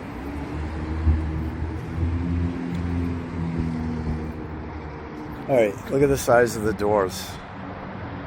I mean, that obviously they replaced it with a new door, but at one time that door was 10 feet high. And again, you've got the brick detail up there. I mean, I could just go on and on forever. Look at this. Look at the corners here of this building. Look at that.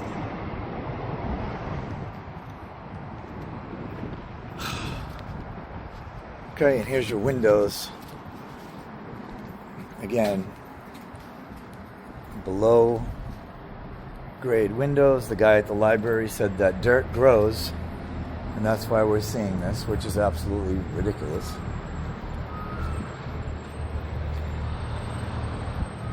Oh, this is the back. Look at, you got more brick buildings across the street. What's that?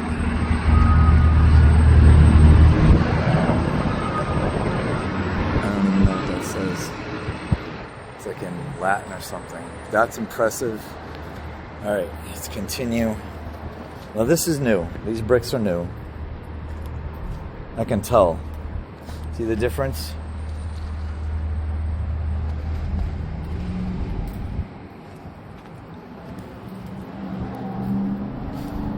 God, this is going to be such a long video.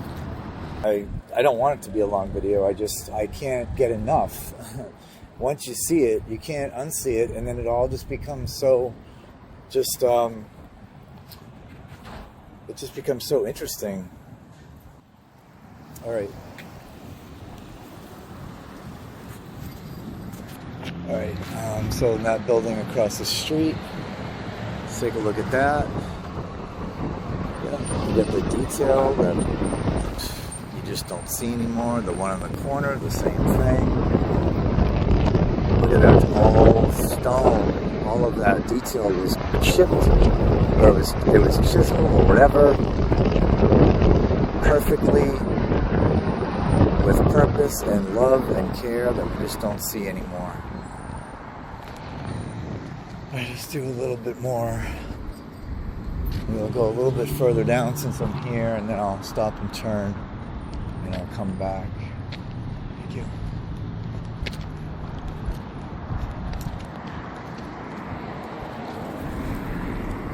So if anyone has not been to Newport, New Hampshire, I highly recommend it. It's beautiful here. There's lots to do. There's lots of restaurants, and look at this whole like park area with the gazebo. Yeah, okay, so yeah, there's that other building we were talking about. Look at that. Looks like a castle, isn't it? The clock tower up there. It looks like a castle. You've got your windows, but you've got your below grade windows. Thank you.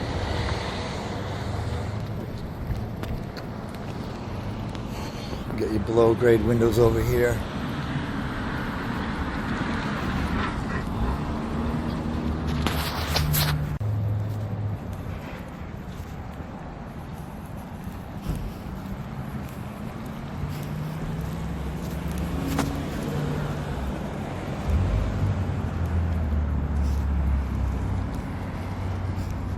A little building on the corner.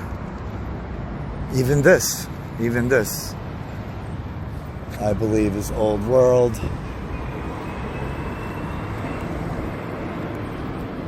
Yep, it is.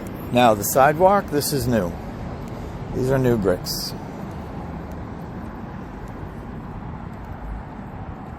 But look at this building across the street. It's a bank, Citizens Bank building. Look at the massive columns with all that just detail carved into it.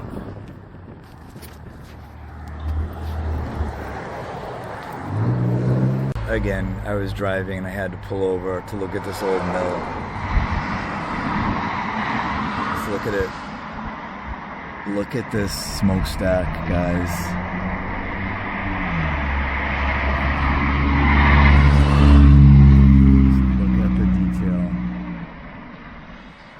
Would take a farmer in the 1800s, probably 500 years to build. And that's when they say it was done. Alright, I got a closer look here. Look at that. Look at that detail work. It's like a stone trim, like granite trim like that.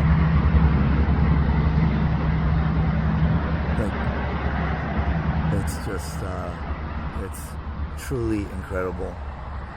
And there's that smokestack. And then you get the copper, trim on the roof and the copper gutters. It's just incredible. Back to last weekend, just feeling very down, depressed, attacked. And I was on the highway coming back from an appointment for work. And I saw this beautiful church on the side of the highway, and something told me to turn around and find this church and actually go to this church. So I did, and what I found was very interesting, and I think you guys are going to find this interesting also. I believe that it was a sign from God telling me that I'm on the right path, and to keep my eyes focused on Jesus Christ. All right, let's take a look at this. Here we go. Look at this beautiful church. I don't even know if it's Millennial Kingdom, but parish office, that's the office. Look at this church. Look at that brickwork. That's gotta be, it's in such good condition. I don't know, it looks like it could be new.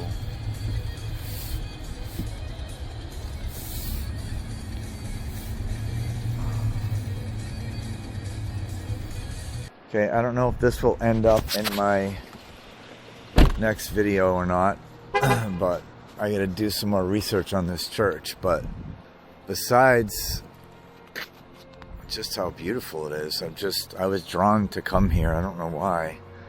I was driving home and I saw this church on the side of the highway, and something was telling me to come here.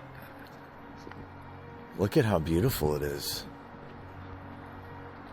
And look at those lovely chemtrails. Don't you love it? Oh, thank you guys for spraying us like bugs every damn day. What does this say? In memory of Jerry Lawless. Well, maybe he shouldn't have been lawless. I'm just kidding. In honor of James Foley, 1973. What do you guys think? New church, new construction? Or Millennial Kingdom? I don't know. These giant doors are usually a telltale sign.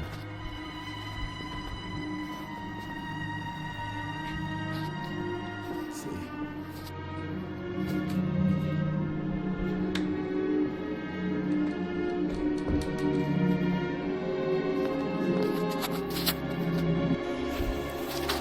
was almost going to leave, and then in the back of the church, I saw this little memorial.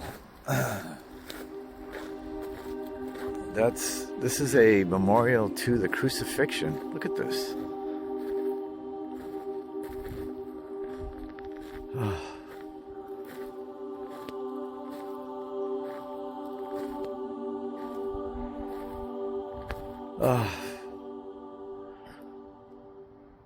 My Lord, thank you for saving my life and pulling me out of complete darkness. As good as this is, though, it does not compare to the marble statues that they used to have, right? Oh, these are actually buried. These are actually graves. I thought they represented the cross that Jesus was crucified on, but I think this is the Pitts family, it says. Wow, what an interesting area. And these are like all the families, I guess, that contributed. And there's like trails back here. It's like, look at, there's like a little... Huh. It's like a little... Wow, it's a little park. Look at this.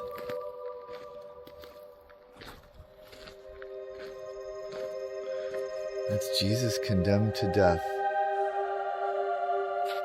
Wow.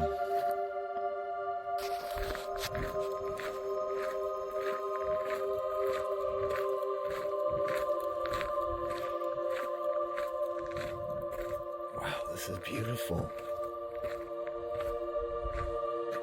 Look at this. Jesus laden with the cross.